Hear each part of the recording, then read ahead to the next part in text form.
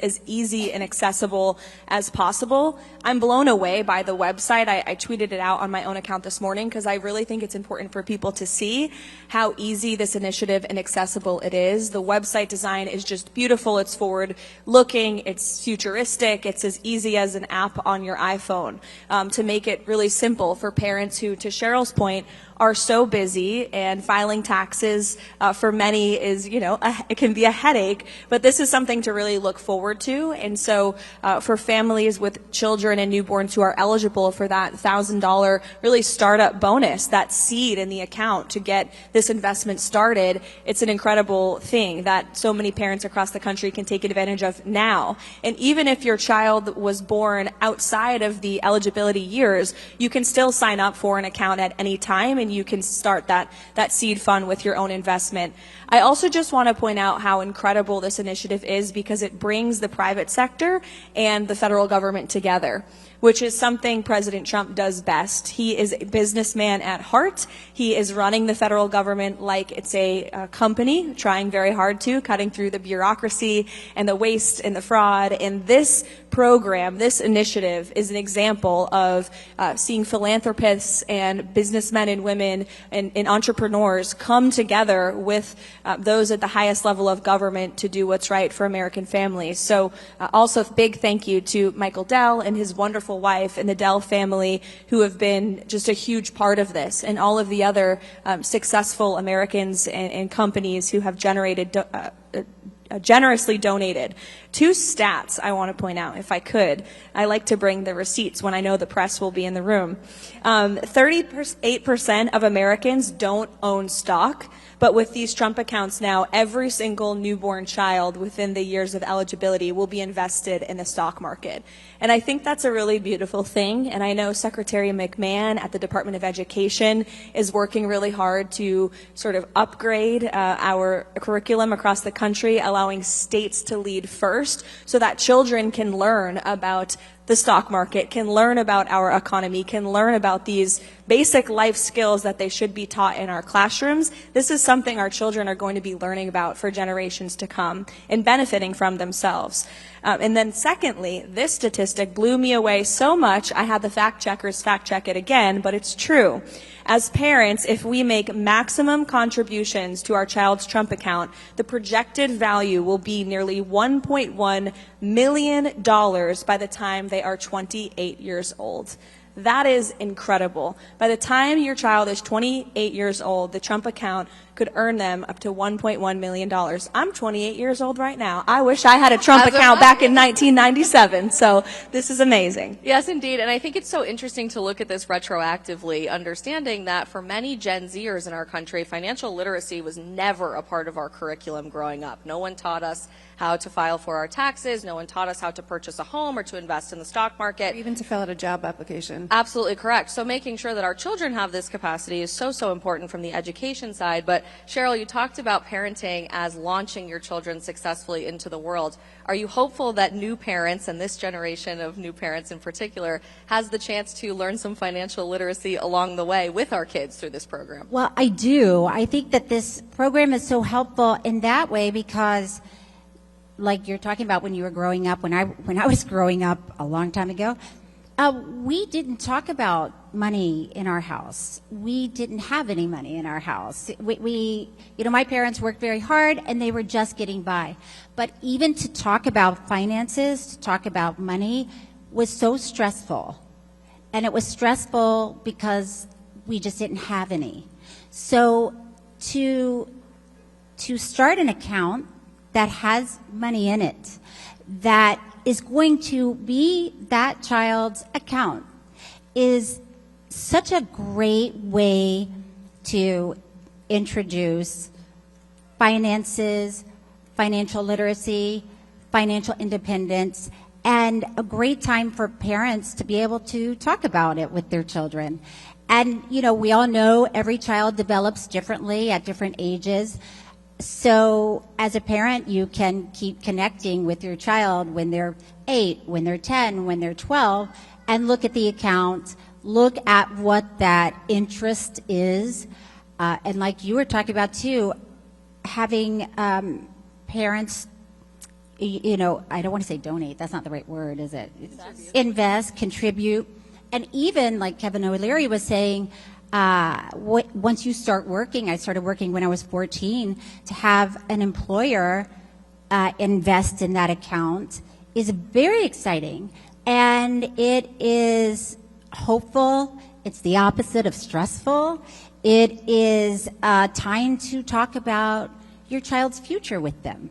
And I think that's just so great. And a child will already be emotionally invested in that because it's theirs.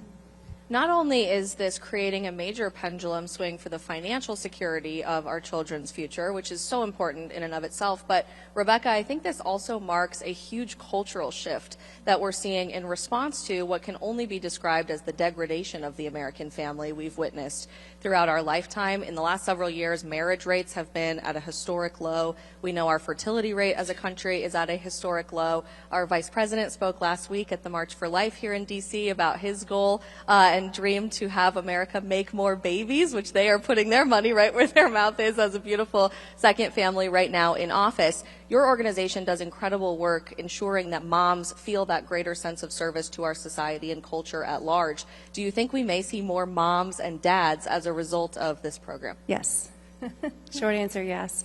I'm so grateful that it's colliding at the time that it is, because the more involved I am getting into my Moms for America organization, it's just so on par with what I am doing in my children in raising them to be America-loving, learning from our founding fathers, learning how, if the more you learn about our founding fathers, you can't not be affected by their character that they all had.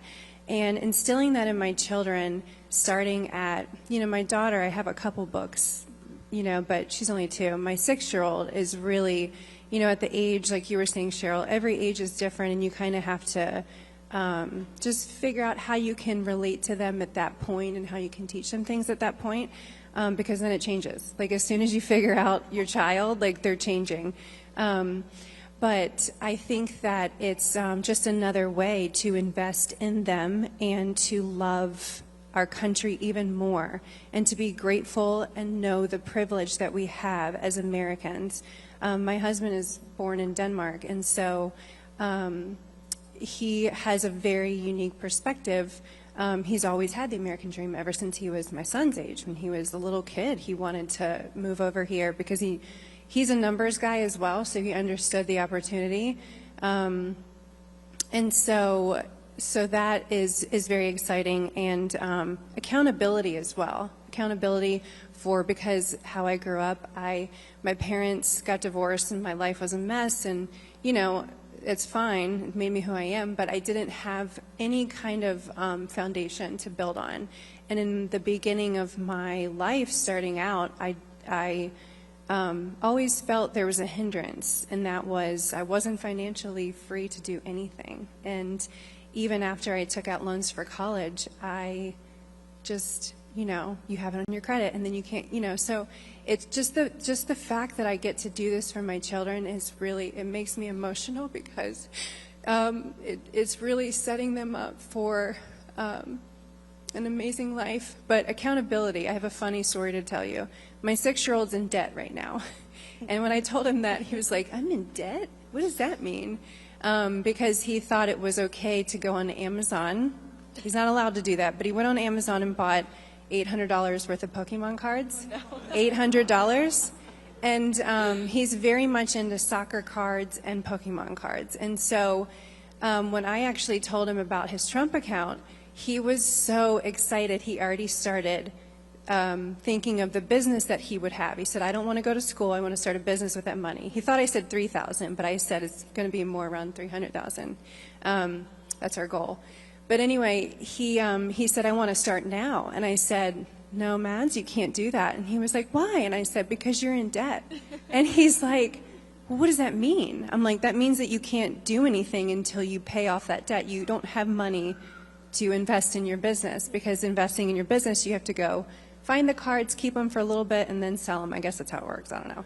So anyway, so as a 6-year-old, for him to grasp that, he then knew. He quickly got it, and then he went to my husband and he told him, he's like, Daddy, Mommy said I'm in debt, and, you know, all this stuff. So, but now we have a chart, and he is working off his debt to us. So, you know, it starts so young. I mean, sometimes as a mom, I think, oh, well, I'll get there. Like, I'm going to teach them that, but they're too young. But it's really, you can really start now. Anytime, yeah, and that's actually wildly important for parents with young children today.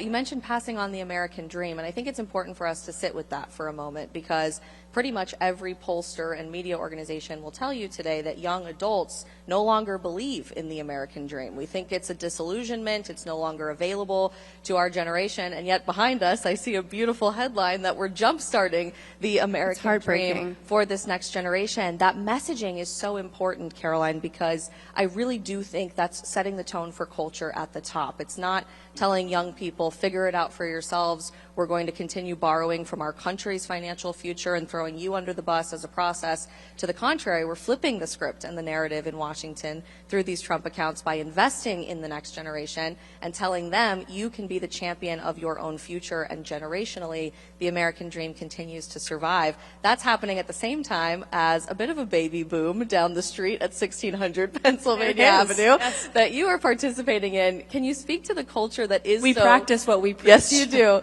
Can you speak to that culture that is so pro-family and how that's manifesting in so many different policies like this one? Yeah, absolutely. Well, there is a very pro-family culture in the White House, and I credit the president to that, and also our great chief of staff, Susie Wiles, who really just encourages and supports all of us as young parents.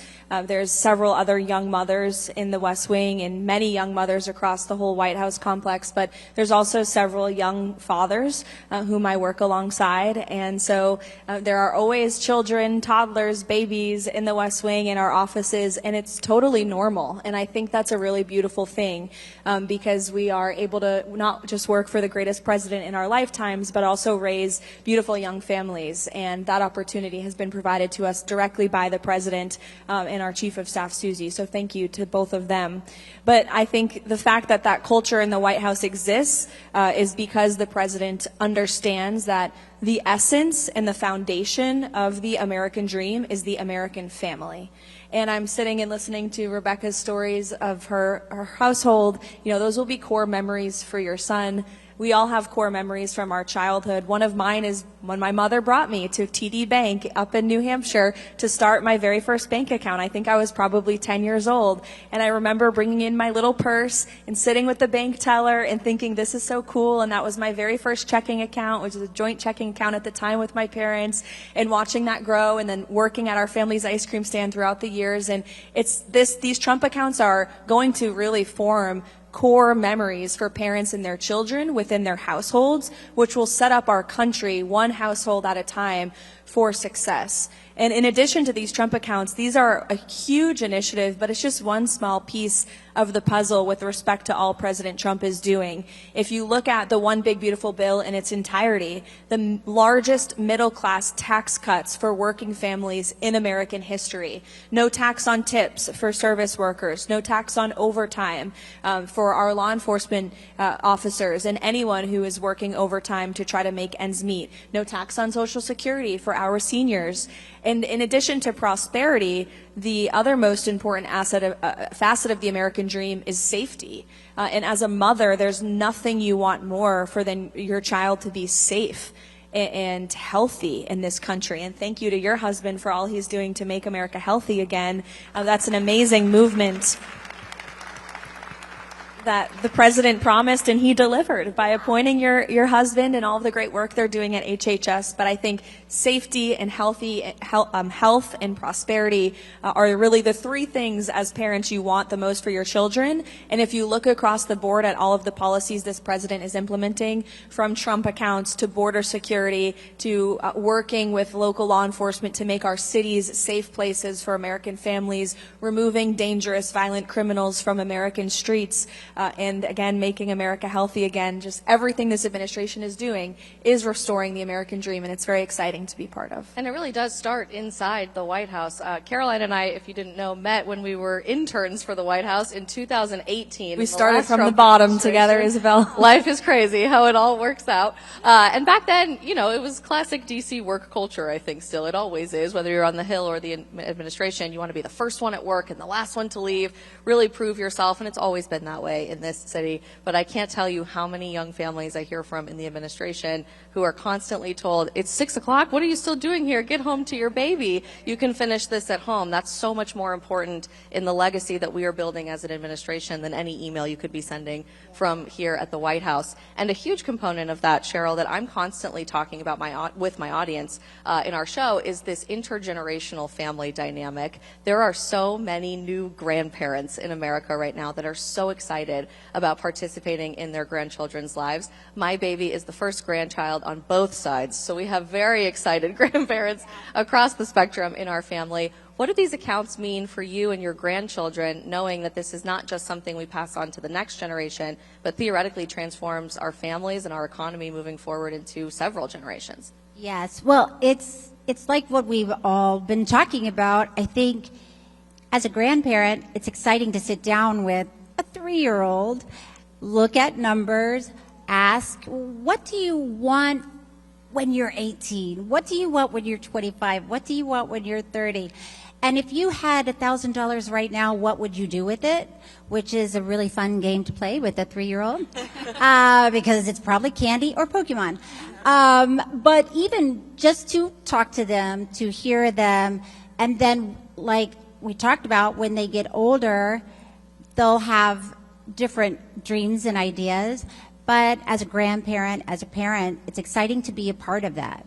And as a grandparent, it's nice to know you can put money into an account for your grandchild or your child. My sister is also here today, Dr. Becky Hines. We were talking about what's great about this account, because at some point when your child is maybe 12, and maybe your grandmother asks your 12-year-old girl what she wants for the holidays, and as a grandmother, you're going to get her that ugly sweater that you love to give. But maybe she'll say, what I would rather have from you is the $50 to put into my accounts because I'm saving, and this is what I want to do with the money.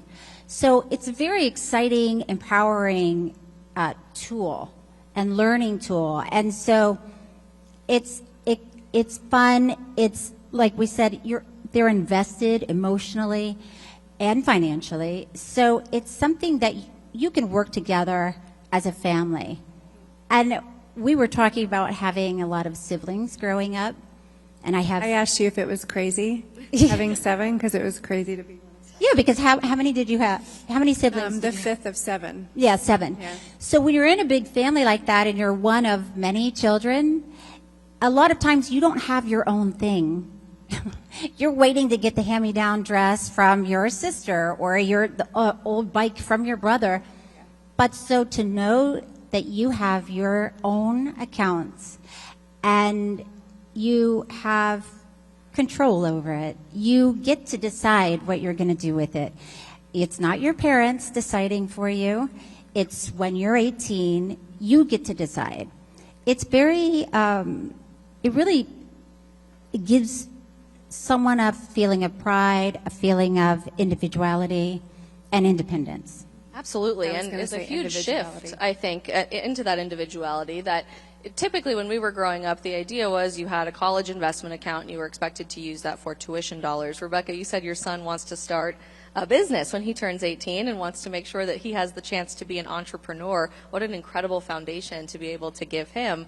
When it comes to investing in your own American dream for teenagers now and children who will grow up with these accounts, do you think that's going to create more of an entrepreneurial spirit with this next generation? Absolutely. I mean, going off what Cheryl was saying, you know, whether you're in a big family or a small family, just that that specific investment to them as an individual, you know, is over and over and over, because kids are, it's repetition, right? And, just they can start to dream their dreams every time you bring that up to them. And there was something else I was going to say. I'm pregnancy brain. We've all been there many times. I hear that too. But yeah, I see that in my son because, but I really want to bring up the Moms for America organization because I really encourage everyone to visit the website if they can. They have a Grammy Grizzlies group too. So Grammy Grizzlies, Great. Cheryl. Sounds fun. but it's like it just gives encouragement. Actually, they talk a lot about health. I'm sorry, I know that's not the most flattering. No, I enjoy the name. It's a privilege. It really is. It's No, a it huge is a privilege. I actually wanted to ask you that. Do they call you Grandma, or what do they call you? They call me Share Bear. Share Bear. You are a I Grammy love that. Grizzly. That's perfect. I am a bear. You're right. Share Bear, that's so cute. That's I powerful. love it. But I can't help but think of that when I think of the talks that I will have with my children for their investment account. Because it just goes back to the foundation of the dream that our founding fathers had. And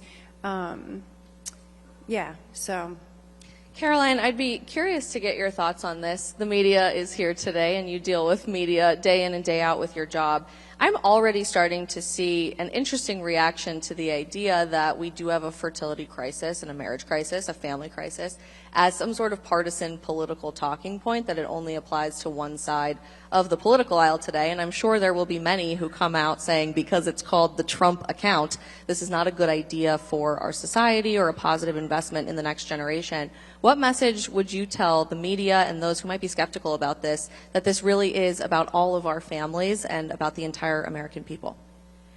Well, we will try our best to get fair coverage on these accounts, and I do think for the most part the coverage has been positive and fair because it is such an overwhelmingly positive and nonpartisan issue. However, it is unfortunate that most Democrats on Capitol Hill voted against the piece of legislation that signed these Trump accounts into law. So remember that, Americans, who's voting for these Trump accounts and investments and who is not. But I would just add that it is unfortunate, the bias in the legacy media. We do fight it every day, but I would encourage everyone who's here to please cover this fairly and honestly, because this is an incredible initiative that really has the potential and the power to change lives. And that's why the president is showing up here today. We've already done a few Trump account events with him over at the White House, but he wanted to come in just a few minutes, I believe, to speak with all of you directly about this again, because it is such an incredible achievement for our country and for our children. And it's something that, to Cheryl's point, red or blue or nonpartisan, I think all Americans can and should be able to celebrate, and that includes those in the media.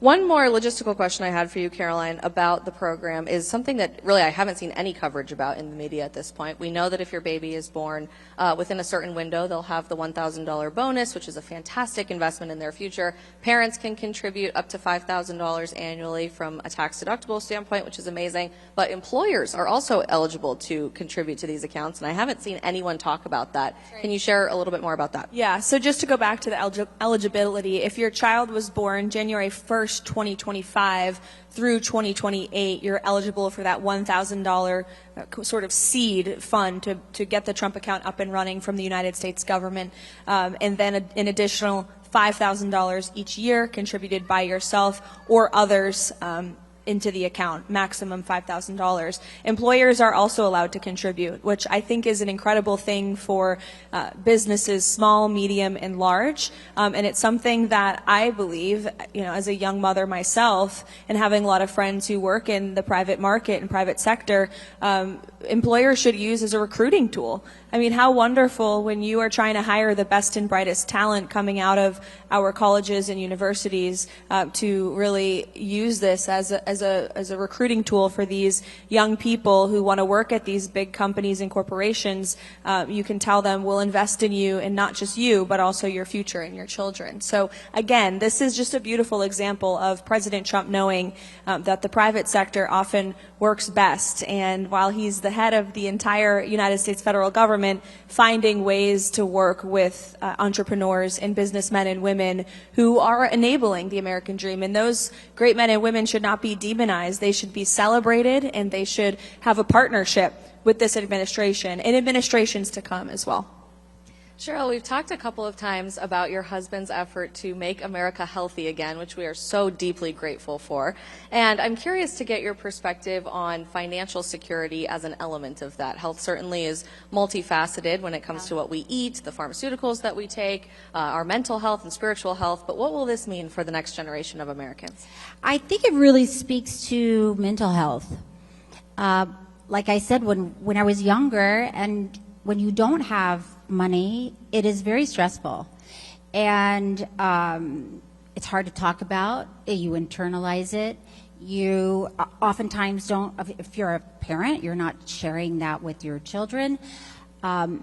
So this is a positive way to talk about finances, to plan for the future, to have peace of mind. Even as a parent, I could probably name 50 parents who have kids who said, the day they're born, I'm going to start an account.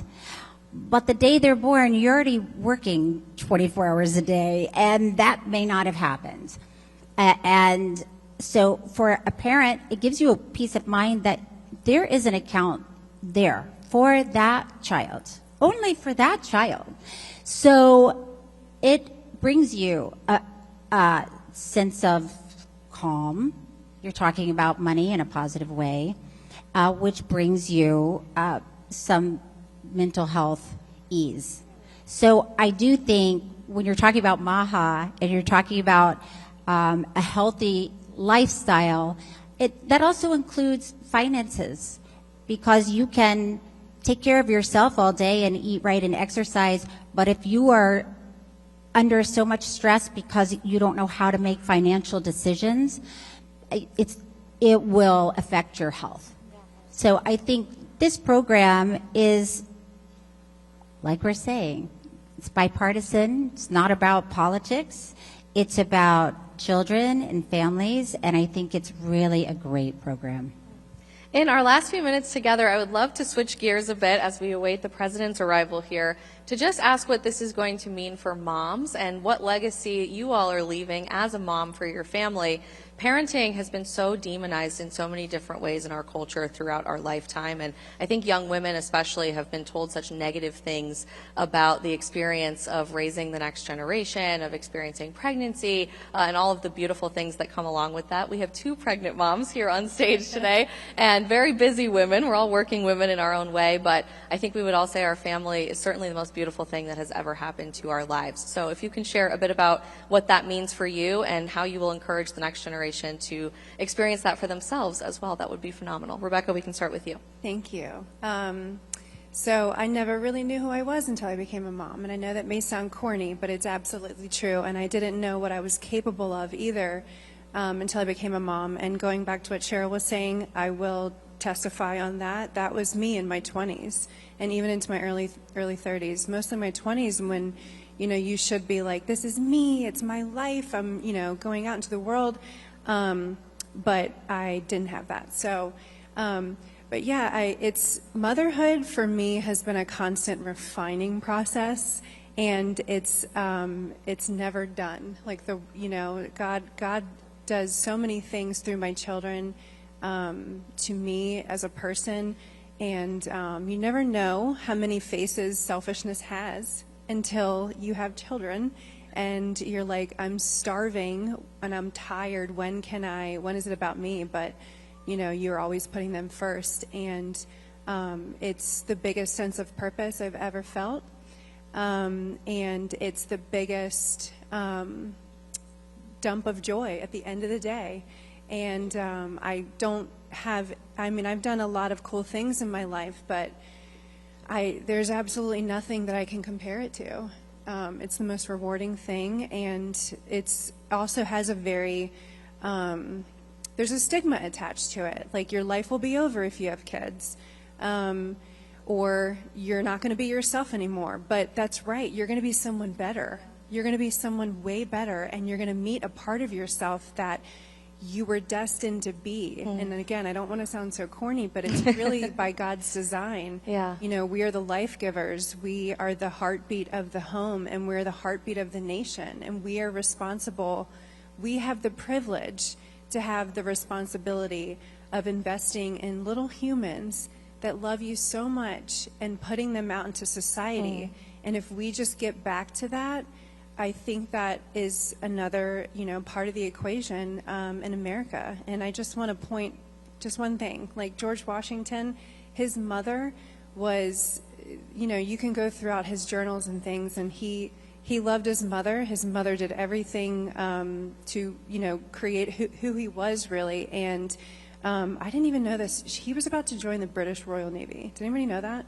And she was like, I don't think so. You're going to pray, and you're going to ask for God's direction. And so he did. And so anyway, that, knowing that about our history, I think is very important for moms as well. And there's just so many people, not just in America, but around the world that had, such a big impact in shaping world's history and American history. Yeah, I don't think any of us could have said it better ourselves. So very powerful. Thank you all so much for your role in serving our country in different ways and serving your beautiful families. And thank you again to President Trump and to our Treasury Department for this incredible investment. Thank you. Thank you all. Thank you.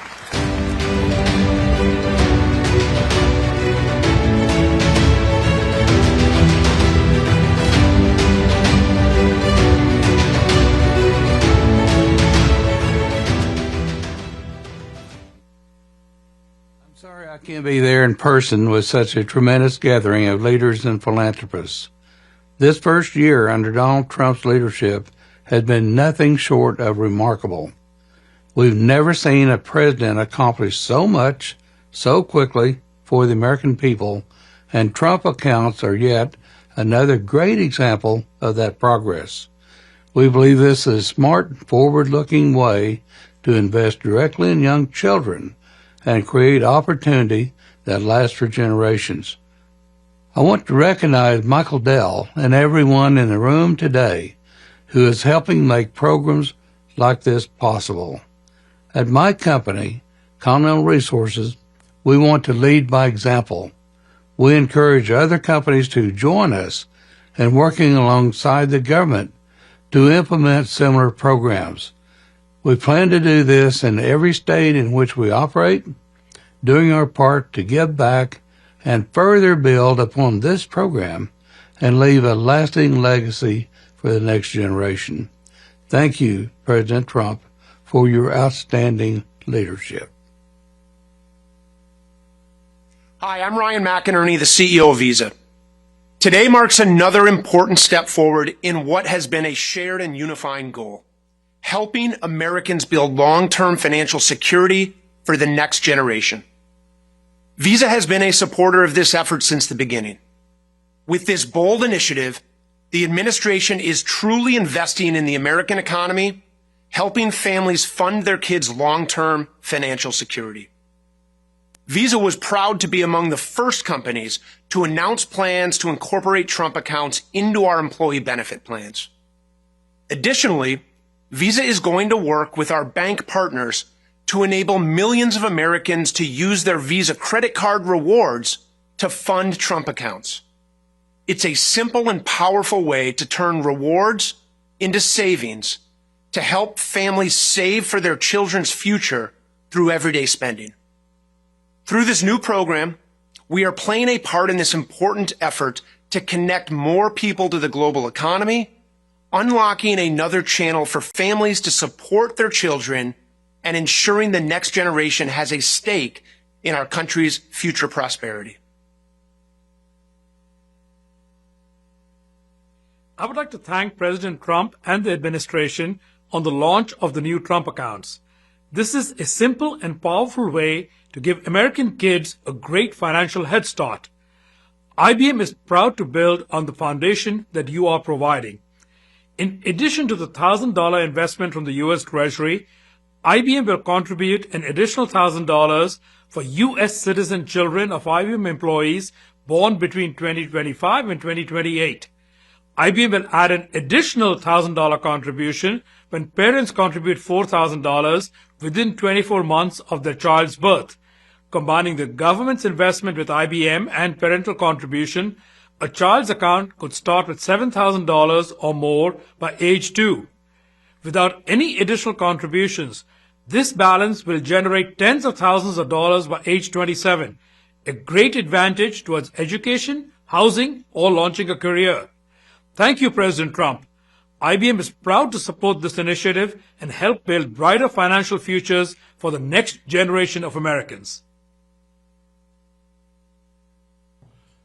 Mr. President, Secretary Besson, thank you for allowing me to participate in your historic summit today.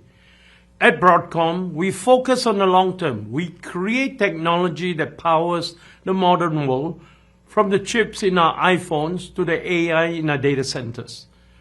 But we know that the most critical element for America's future isn't silicon. It's the financial security of our next generation. The Trump Account program is a visionary step towards making every American a shareholder in our nation's prosperity. It ensures that as our economy grows, driven by the very AI and semiconductor breakthroughs we develop, every child will have a front row seat to that value creation.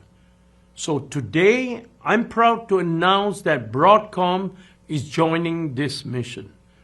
For every child born to our U.S. employees in 2026 through 2028, Broadcom will match the federal government's contribution with an additional $1,000 deposit into their Trump account. Combined with the President's generous grant, this will give the children of our employees a good start to building their own foundation for a bright future. And by doing this, we aren't just matching a contribution, we are investing in the future engineers, entrepreneurs, and leaders who will keep America the most innovative nation on earth. Thank you.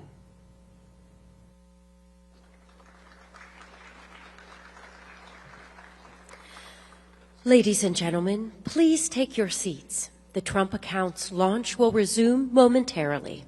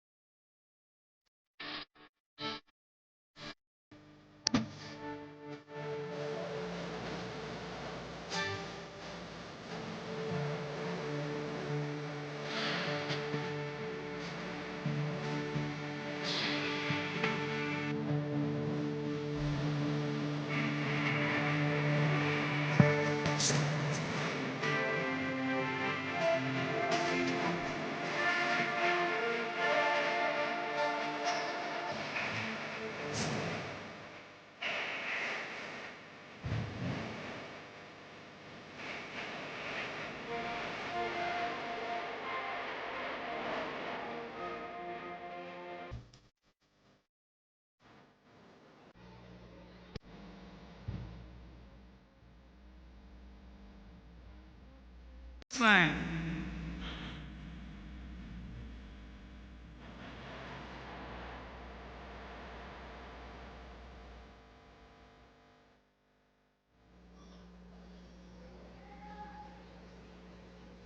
Ladies and gentlemen, the 45th and 47th President of the United States, Donald J. Trump.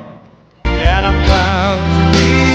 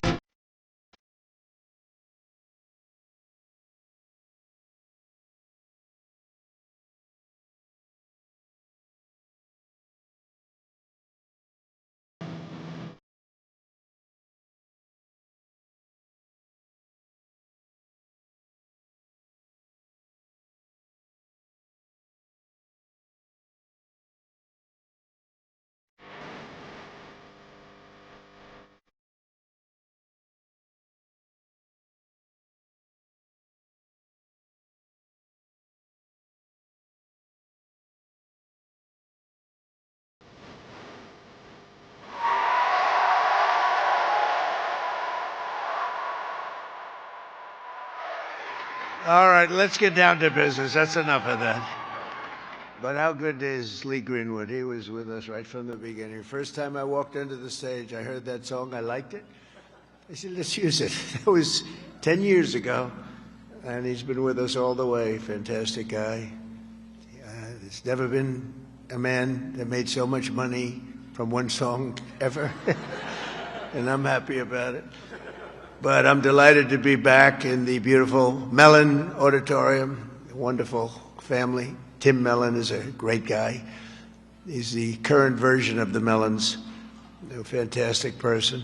To celebrate a thrilling new milestone for America, the first generation of Trump account children. Trump account children.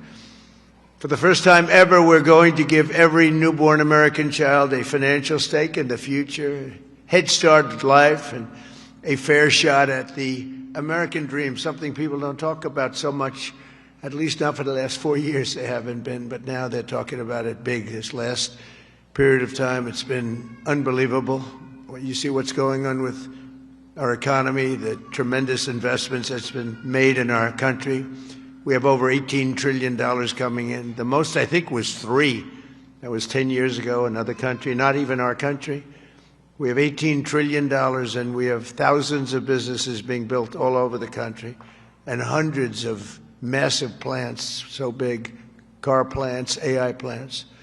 With the support of the men and women here in this beautiful room, over the next 15 years, we're going to put $3 to $4 trillion of wealth into the hands of young Americans who otherwise would have really started out with nothing. It's really an amazing thing because it gives young children that start out with really nothing, and we gives them, boy, it's more money than anybody could imagine. From their standpoint, they'll have a real start in life, and that's why Decades from now, I believe the Trump accounts will be remembered as one of the most transformative policy innovations of all time. And I've done a lot of them. The tax cuts, we've done a lot of them, more than I think anybody. And I think this is going to be one of the most outstanding. Last summer, I signed the great big beautiful bill delivering. It made this possible, too. It actually made this possible. Without it, we wouldn't have been able to do this. Delivering the largest tax cuts in American history, including no tax on tips, no tax on overtime, no tax on Social Security for our great seniors. And, you know, we did another thing. When you buy a car now, you get a deduction on the interest payment if you borrow money. So think of it. Rich people get so many deductions. I'm the king of deductions. I love deductions. But people, middle-income people, never had a deduction before. Now they're getting a deduction on interest. They buy a car. That's going to have a huge impact on the automobile. By the way, there's one proviso. It has to be made in America. If the car is made in another country, no thank you. But they're all going to be made in America pretty soon because we have factories coming in from Canada, Mexico, Japan, Germany, all over Europe. They're all coming here to make their cars because they don't want to pay tariffs. Very simple. It wasn't very complicated. You'll see those numbers starting to produce. That's why you see these massive construction numbers. And soon, when those things start opening, you're going to see employment and you're going to see wealth creation for middle-income people like you've never seen before. Every single Democrat in Congress voted to raise taxes on hardworking citizens. Their whole campaign was raise taxes. I've never heard of it before. All my life I grew up, and I hear politicians, we will cut taxes. This is the only group I've ever seen, we're going to raise your taxes. No wonder they lost. Actually, there were other reasons also. But together with the majorities in the House and Senate, we overcame their obstruction, and we put more money into the pockets of every working American than anyone thought even imaginable. Perhaps no provision of the great big beautiful bill will prove more consequential than Trump accounts. Under this program, the U.S. government will automatically create a tax-free investment account for every newborn American child, something that nobody really would have even thought of. There were some brilliant people that thought of it for a long time. They're here with us today. We're going to introduce a couple of them. But nobody really, I mean, I've had friends at the top people in business. They came up to me, whose idea was this? This is great. They said, I never thought of that. We'll fund those personal accounts with a seed contribution of $1,000, which will compound and grow over the course of their lives and could grow into very, very substantial numbers. Parents, employers, churches, states, and loved ones will also be able to add up to $5,000 in additional money for those accounts. And with every modest contribution, Trump accounts should reach at least $50,000 in value by the time the child turns 18 and could be very substantially more than that. With slightly greater contributions, the typical account will grow to $100,000, $200,000, and can even grow up to past $300,000 per child. And we think most likely, the most likely case is in the $200,000, $300,000 range. The size and scale of this wealth will dwarf all government programs ever created to benefit America's youth. There's never been anything like this. That's why everybody's talking about it. Even really people that truly hate me are making this investment. One person hates my guts. He put $1 billion into it. I said, you must like this program a lot because you can't stand me. I said, I do, but I do like you more than you think. They liked me more in the last year than they liked me before. Although we had a great first term, we can't forget that. We are the greatest economy in the history of our country, but this is blowing it away. So every president, thank you. Every president in modern history has left our children with nothing but debt. But under this administration, we're going to leave every child with real assets and a shot at financial freedom. We'll ensure that Americans don't just end their lives with a nest egg, but instead all Americans will begin their lives with a beautiful nest egg. There's never been anything quite like this. I want to express my tremendous gratitude to a very special couple who believed so strongly in this vision right from the beginning that they personally donated $6.25 billion. That's $6,250,000,000. Even the 250 is a lot of money when you think. I mean, you know, Nikki, do you hear that money? That's big even compared to rapping, all the money she makes. She's hearing a number like that. She'll say, how many songs do I have to make to catch that? But amazing, amazing thing, $6,250,000,000 to fund Trump accounts for an additional 25 million children aged 10 and under. And that's Michael and Susan Dell, two incredible people. Where are you, Michael? Where's Michael? Stand up, Michael. What a great guy. What a great guy. You know, I tell you, he didn't do it for his business. He did it, I guess, probably would have been better off not to. That's a lot. But you know what? I hope everybody goes out and buys Dell computers. My son, I told you, Barron, he loves that computer. I don't know what the hell you're doing to it, but he likes it. But I just want to thank you very much, and Susan. It's unbelievable, really unbelievable what you've done. So Michael and Susan made this donation in recognition of America's 250th anniversary because there's no better way to honor America's history than to invest in America's future. That's what they did. And this is perhaps the largest, one of the largest certainly, but perhaps the largest private donations of all time. That's a lot, $6,250,000,000. And somebody did say that. A friend of mine, very rich, he's going to put up $100 million. And he said, geez, you know, think of it, the 250 that Michael has is a lot more than mine. And I haven't even talked about the $6 billion. But anyway, it's amazing when Michael can start off with very little money and build a fortune where he can, you know, routinely make such a payment and investment in the youth of our country. Michael, you're great. Thank you, man. Thank you. And I also want to say hello to and thank some very special people that have been with my administration and really become friends of mine. On occasion, I have little arguments, but generally, I would say really good. And who's doing, and start off with a man who's doing a phenomenal job, Treasury Secretary Scott Bessent. Scott, thank you very much, Scott. And he loved this right from the beginning, Scott, right? He saw this and he said, wow, what a great idea that is. This is, you know, hundreds of thousands of dollars by the time they reach 18, but we can go 21. They can keep it in longer. But he saw this right from the beginning. He said, wow, this is great. And we have some other ideas that will be great, but this was one that just hit everybody. This was an easy one to think about. And again, that bill allowed us to do this. Otherwise, can you imagine trying to get this approved by Democrats and Republicans? Let's get together. We got it done. Also, a man who's made your life much easier because those of you that are building plants and equipment so you can give your money, ultimately you're giving your money away anyway, no matter how much you make. But he's made it a lot easier. You know, approvals for big plants used to take 20 years, 25 years, and then you'd get rejected, actually. You'd go 20 years environmentally and they'd reject you. You finally, if I think of it, a guy starts young, he starts an approval process. By the time he's middle-aged, they take a vote and he loses. It's not worth it. But we have a man that's getting these things done in a matter of weeks. And the biggest plants in the world are being built right now, and he's getting them done fast. He's getting electric plants built so that we can buy them. They're paying for them. They want to pay for them so they can open up their AI plants and they can open up their automobile plants, and lesser so. The automobiles, believe it or not, take much less electricity. You're going to have to tell me why you need so much electricity to create information.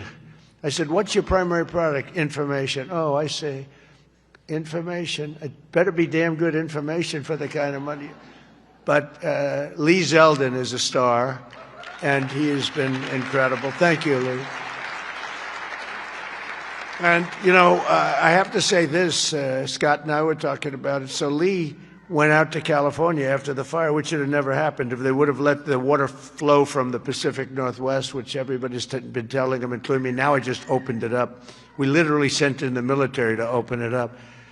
But if they would have let, you wouldn't have had the fires, because you would have had a little thing called the old-fashioned way, water in the fire hydrants, as opposed to empty fire hydrants. You would have had water, and most of the houses had the sprinklers on top. No, there was no water in their sprinkler in their living room. All those fires wouldn't have started. But they did start, and I will say that Lee, the most difficult permit was Lee. I went there a couple of days after the fire, met so many people on the streets. There were, in many cases, fairly wealthy people, some very rich people. Some of the best houses in California burned down. And I said to them, so what do you want to do? They said, sir, we want to start immediately. Well, we'll get you permits. Now, the hardest permit, Lee, was the federal permit. Is that right? He got everything done in 20 days, right? The whole thing? Is that a correct statement or less? 20 days.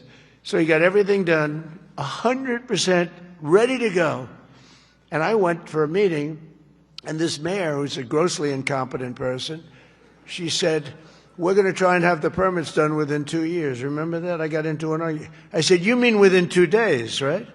She said, no. And I'm meeting all these people as I'm walking along the streets with the fire departments and the policemen, and they're all devastated. You know, they're still smoldering.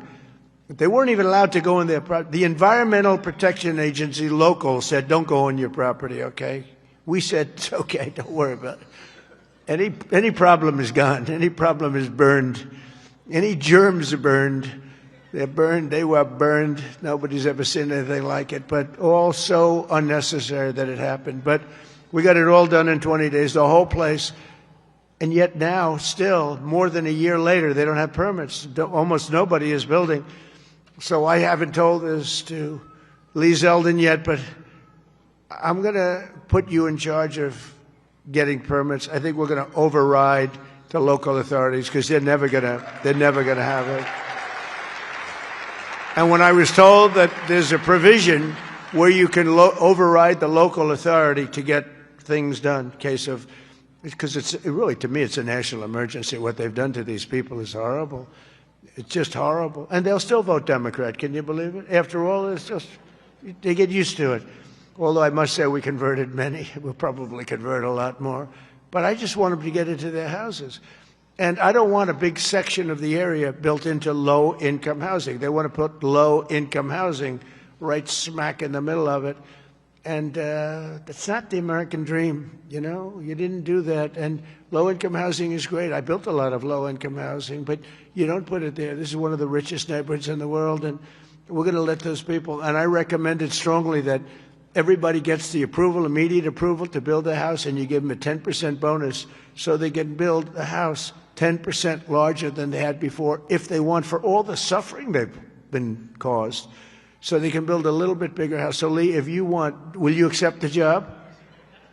He's under a lot of stress. Okay? All right? Override those people. Those people are incompetent. Between the mayor and the governor, they're incompetent. They'll never get approved. They'll never get approved. So do whatever you can, Lee. There's a provision that you're allowed to do it, and I'll sign it in 2 seconds, frankly. It'll never happen. I also want to introduce a man, Frank Pasigno. Now, if you met Frank and if you knew Frank, he's quiet, but he's actually a stone-cold killer. He was one of the biggest people in business. He would have been sitting with you. In fact, now he's got a better seat because he's working for the government. He's the head of a lot of things, but the job he's done in this country is great, and he's working on Social Security and a thing called the IRS. He's working with Scott on both of them, really, but the IRS in particular. And he is a fantastic man. Where are you, Frank? Took the biggest pay cut in history. He went from being paid $35 million a year to being paid about $35 a year. I think you may have taken the biggest pay cut in history. He'd be close. He'd be one of the top 5. Because a few people have done that. A few billionaires have sort of left. But Frank has gone from one of the most successful people. He worked with Jamie Dimon. I don't think Jamie likes me too much nowadays, but that's okay. I never minded that. But Frank, you are fantastic, and you're doing a great job. We appreciate it. Thank you. And thank you to their family. the director of National Economic Council, a man who's in the news a lot. You know, my only problem is I don't want to lose him. I will tell you that he's working from a big deficit because I don't want to lose him. He's so good. Kevin Hassett. Thank you, Kevin. Thank you, Kevin. A friend of mine, a senator who has been unbelievable. She's a tremendous woman, a tremendous, married to a great football player. Her husband is a massive man. This guy, he played in the NFL, I guess, for 11 years. He was top-of-the-line player. I met him. I said, that's not a normal situation. Look at this guy. This guy was seriously powerful, big, and he's as nice as he is big. And she is one of our best senators, Senator Katie Britt.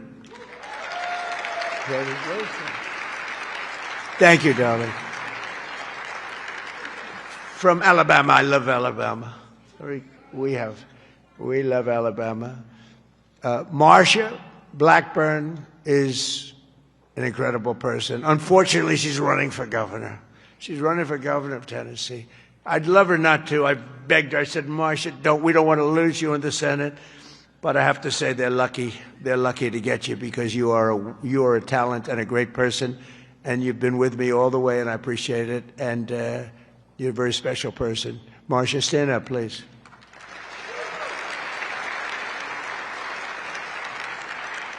And a senator who's a friend of mine, you wouldn't believe that because we went through a rough campaign together.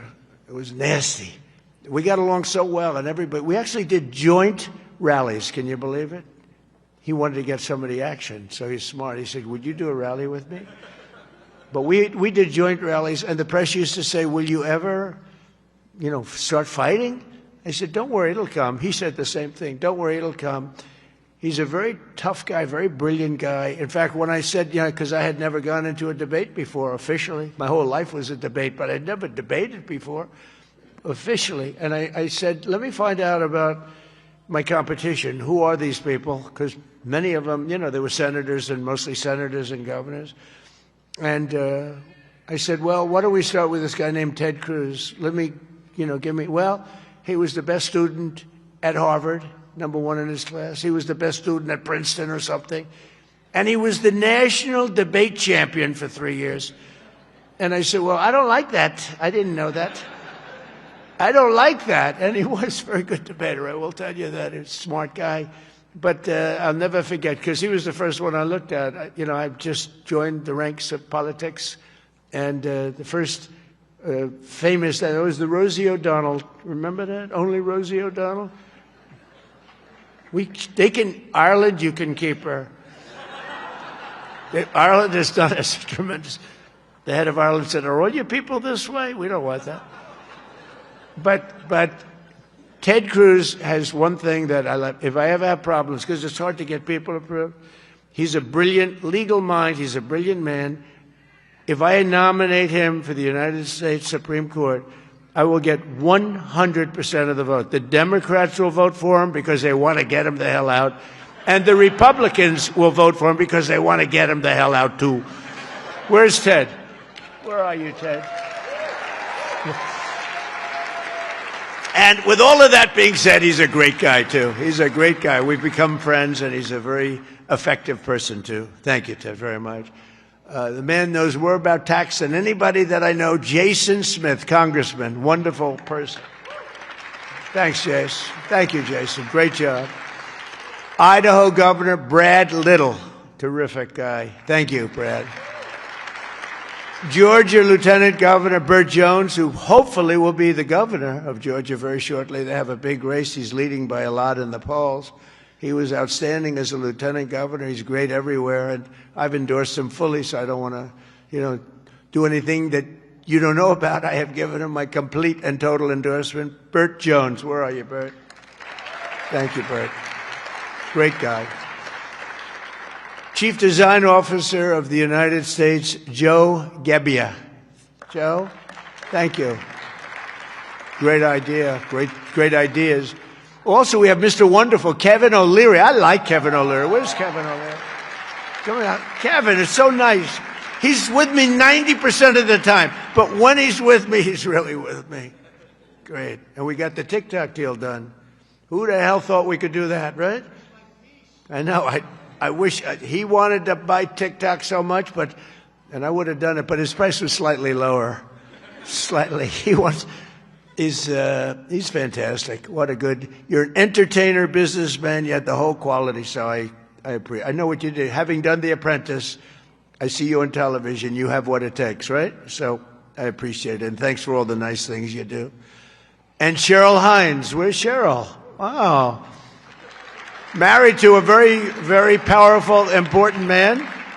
And I said, I'll tell you, Bobby, she's strong. I watched her in an interview. I said, Bobby, you keep him in line, don't you? Huh? She said, yes, I do. She's got no choice. He's doing a great job, and so are you. Yeah, he's doing a great job. He's doing a very different kind of a job, too, and he's doing things that people have wanted to do for a long time.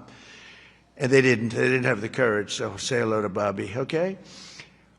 We're also pleased, my daughter, she went crazy when she heard that this was happening. I want to go. You know, she happens to be in the wrong state right now for that, but when she heard that there's a certain person that's here who's the greatest and most successful female rapper in history, Nicki Minaj. Come on. And, you know, and Nicki makes a lot of cash. Not as much as Michael Dell. Not quite. Not as much. But that's okay. But Nicki makes a lot of money, and she's generously stepping up. She's investing hundreds of thousands of dollars in Trump accounts to support the children and really the children of her incredible fans. That's great. Focus on that. Why should you give to somebody else's fans? Give to your fans. I like that. But, and I just think she's great. You know, I've been hearing so much over the years, because I didn't know Nicki, and I've been hearing over the years she's a big Trump supporter and a Trump fan, and she took a little heat on occasion. Her community isn't necessarily, I tell you, we did pretty damn well with that, with your community, as we say. But Nicki has been an unbelievable supporter. She gets almost as much as Mr. Wonderful over here. He's been another one that's been so good. But I'd like to ask you to come up, Nicki. Come on up. Come on. She's been such a great supporter, and a great supporter of Trump accounts.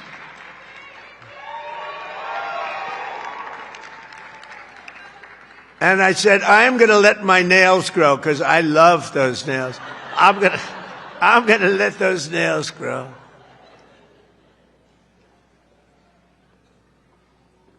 She's so good. She's been MAGA. What can I say? She's been with us all the way. Right, Alex? She's been with us all the way. And just want to thank her. And it wasn't so easy. For you, it was easier, right? You want to come up? You want to come up? Mr. Wonderful, come on up here. You've been terrific. Come on up.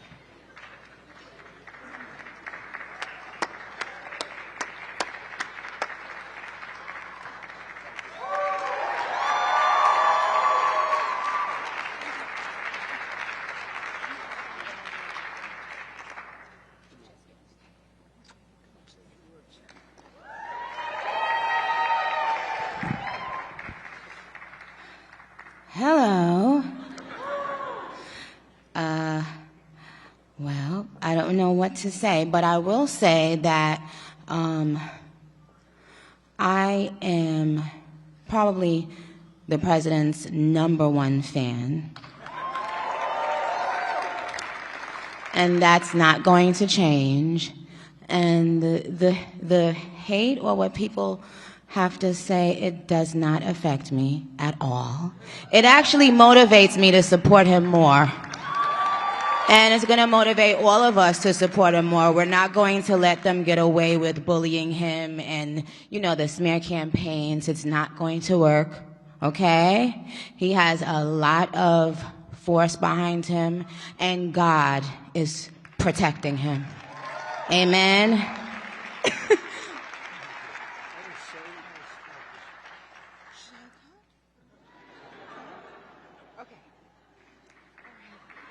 Thank you.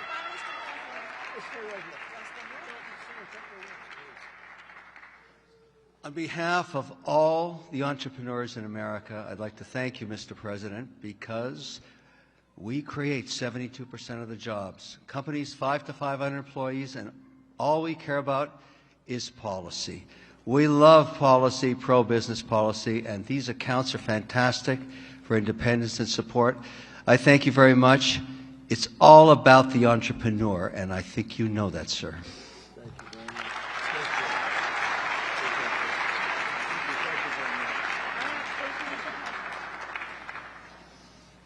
Well, that was great. A little interlude. I don't know. That's better than getting Scott Bessent up.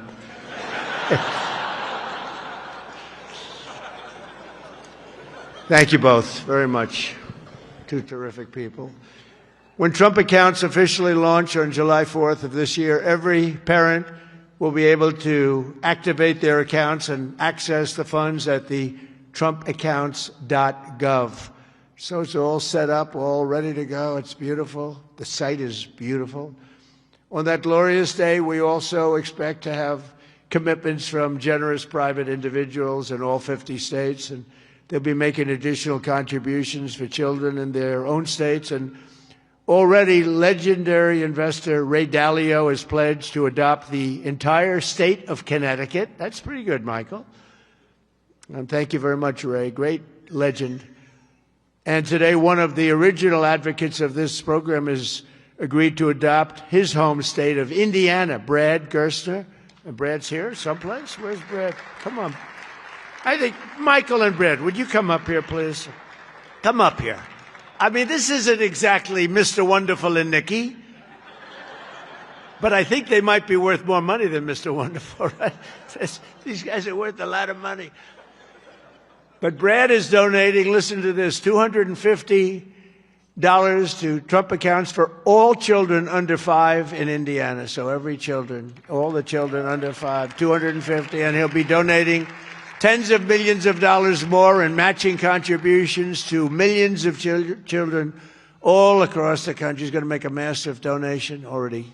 We know what it is. Brad is not only one of the most successful business people, he's the founder of the Invest America Foundation.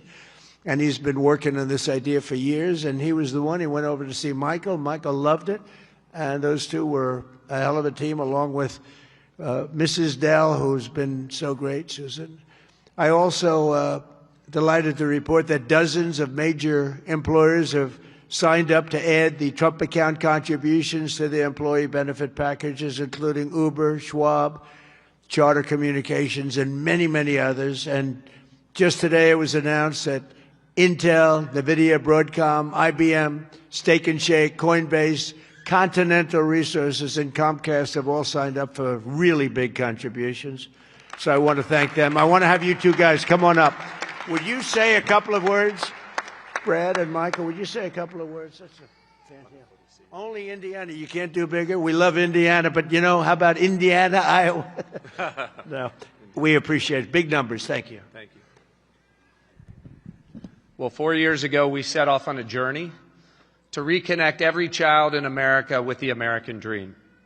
This president ran on a Main Street agenda that too many people had been left out and left behind. And his articulation of no tax on tips, that doesn't help rich folks. That helps those left out and left behind. No tax on Social Security, no tax on overtime. And when Ted Cruz authored the Invest America Act in the Senate, and Michael Dell partnered with me to bring the private sector to bear on this, we had the opportunity that this president was willing to sign. He immediately understood the impact.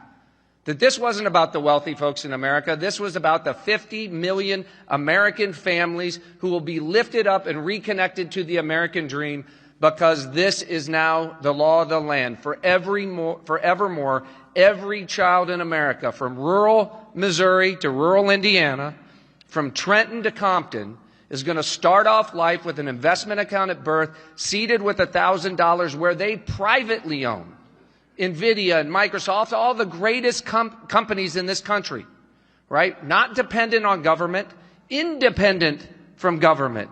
Not more socialism. The answer to more socialism is more capitalism. This makes every child in America a capitalist from birth, and it would not have happened without the leadership of our Treasury Secretary, Scott Bessent, without the leadership of the Speaker and Ted Cruz in the Senate, but most importantly, And every business leader in America will tell you this. For too long, they had no access in Washington to the White House. People didn't want to hear their ideas.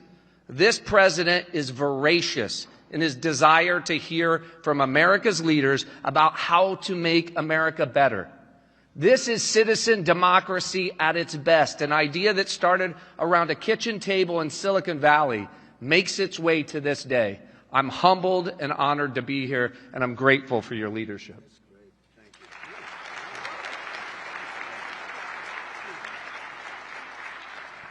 Thank you, Mr. President. As you heard from Brad, the fact that this bill got passed itself was a miracle, and it creates a platform for communities, for families, for corporations, for philanthropists to add to these accounts. And in not too many years, essentially every child in America will have savings invested in the greatest companies in this country. And that will change the face of this country over the next 10, 20, 30 years. We couldn't be more excited about this and the opportunity to make a difference. The best investment a country can make is in its people, especially in its children. And this creates an incredible platform for that to occur at enormous scale. And we're excited to see it all come together. Thank you all so much.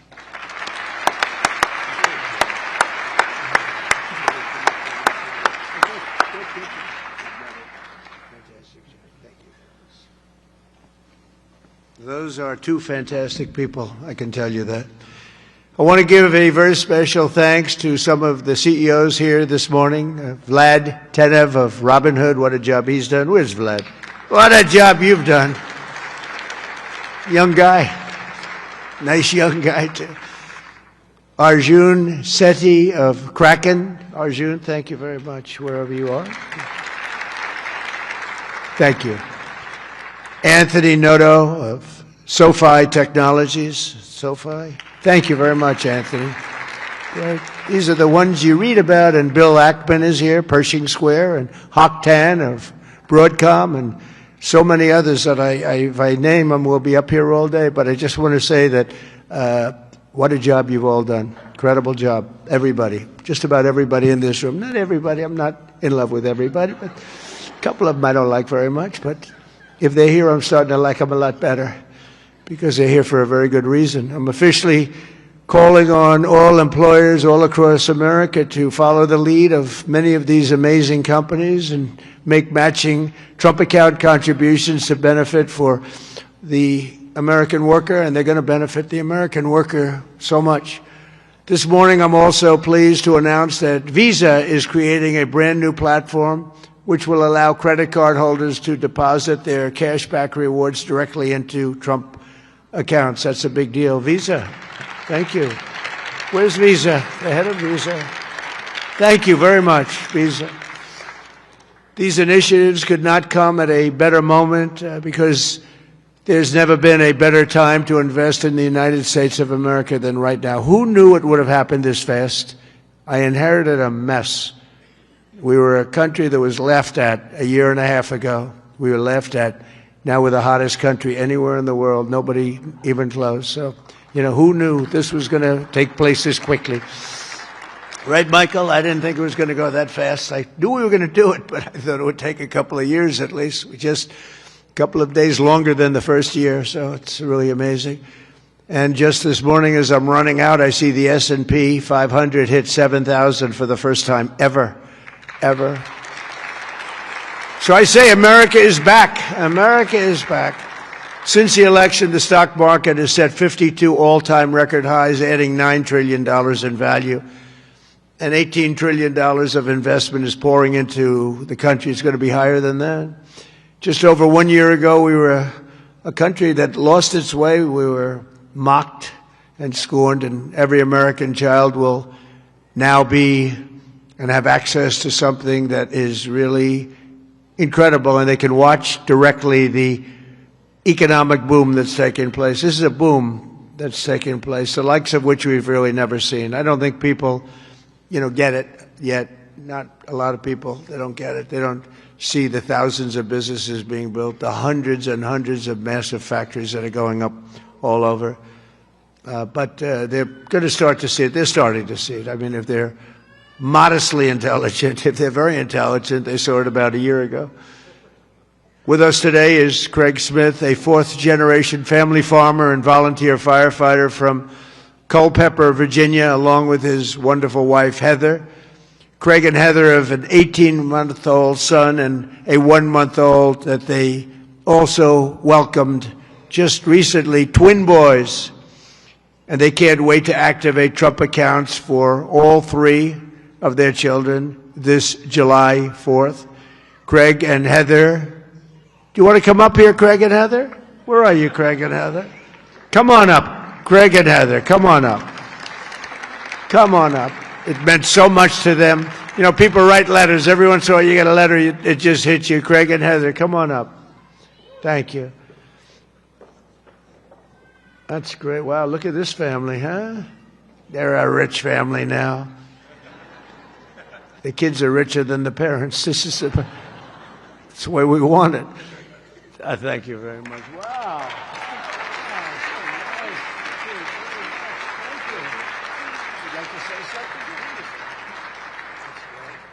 We just want to thank President Trump for all of his hard work and dedication to American families and farm families like ours. Farming is not always easy and sometimes margins are tight, so investments like this into our children really help us to buy diapers and formula and not have to worry about making financial decisions for them this early on. So thank you very much, President Trump. Thank you very much. Thank you.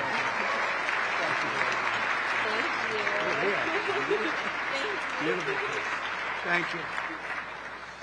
Thank you very much. So nice. Also joining us today is the Goins family from Fayetteville, Arkansas. Charlie works in manufacturing, and he's here with his wife, Savannah, his high school sweetheart. In 2022, Charlie and Savannah opened their home to foster care, really expecting to take in 1 child, but soon they were taking in a family of 3 siblings and formally adopting them. A short time later, Charlie and Savannah also welcomed a biological daughter.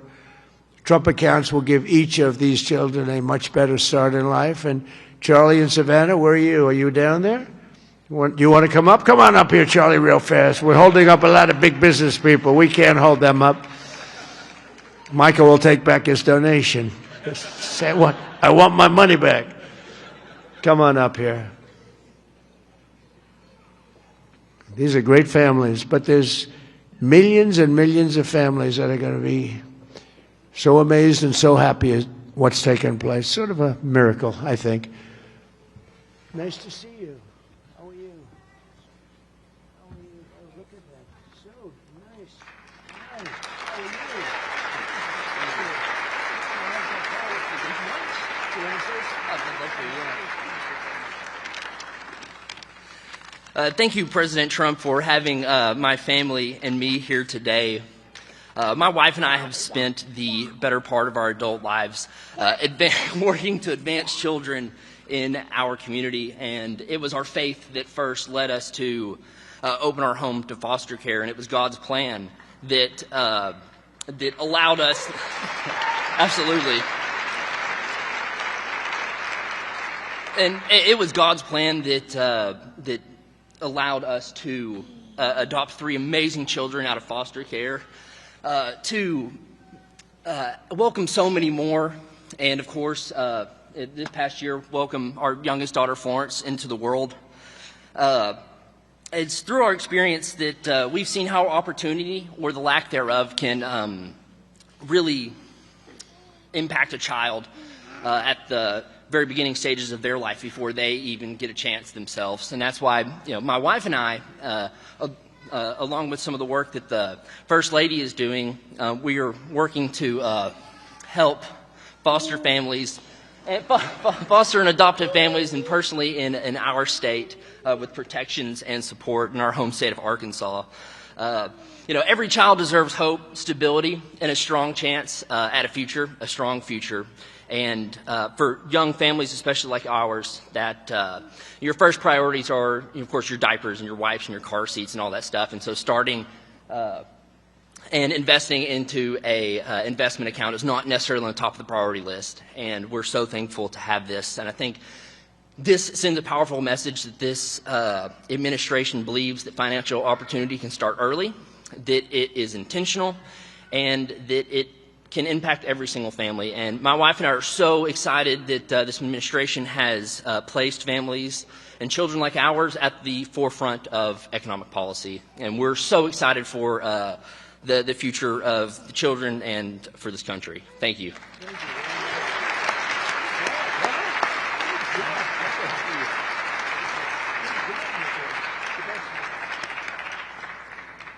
That's a great job. I was wondering how much longer he could. Did you notice it? It's getting heavy. It's still 50 pounds or something. Right? I said, how much longer is that? And finally, it broke loose. But you could see a loving father there, couldn't you? Huh? The way he did that, right? Wasn't that a loving father? I watched that. He was grabbing. That's a great family. Thank you very much, both. Beautiful. So in conclusion, the ultimate success of the Trump accounts will be measured not just in the wealth created. It will be seen in young people buying houses that they could never have even dreamed of buying. It'll be seen in diplomas earned, companies founded, families formed, and more babies born. It'll really be seen in something where you're given a chance. You're given a chance at life, a very good chance. Above all, the Trump accounts will help bring the hope and prosperity to every community that every community wants to see. And it'll bring back the American dream. The American dream is so beautiful. I would mention it all the time when I'm running. Whenever I run, I talk about the American dream because that's what we want to create. Others don't talk about it. But we have the American dream back, I think, now maybe better than ever before. For generations, Washington politicians have done nothing to take from the hardworking people of our country. They take and take. They do nothing but take. They've made workers' lives harder, sent prices higher, pushed your dreams out of reach. And both parties, they didn't do the job that they were supposed to do. Some were fighting, and sometimes we fight against some of the great politicians we have here. They fight with me, most of them, and we fight to make things better. But we run into walls of other politicians that either don't want to do something or they almost feel like it's a destruction of our country. But now we're doing something much better than giving the next generation a handout. We're giving them ownership of America's future so that they can grow up, chart their own destiny, and make our nation greater and stronger and better than ever before. So I just want to thank all of the people that participated today, the great business leaders, the great celebrities, and all of the people that are in this room. You've done so much. And I just want to also give a little bit of a shout out to a lot of great politicians that are right now voting on some very important measures, plus the politicians in this room. They have really worked hard on this. This is something that it's amazing that it got done. If you knew the political process, it was very complex, very hard to get done, to get all of those votes together. But we did it, and it's going to be great for America. And Brad and Michael, thank you both very much. Special, special people. Thank you very much. And God bless everybody in the room, and God bless America. Thank you very much for being here. Thank you.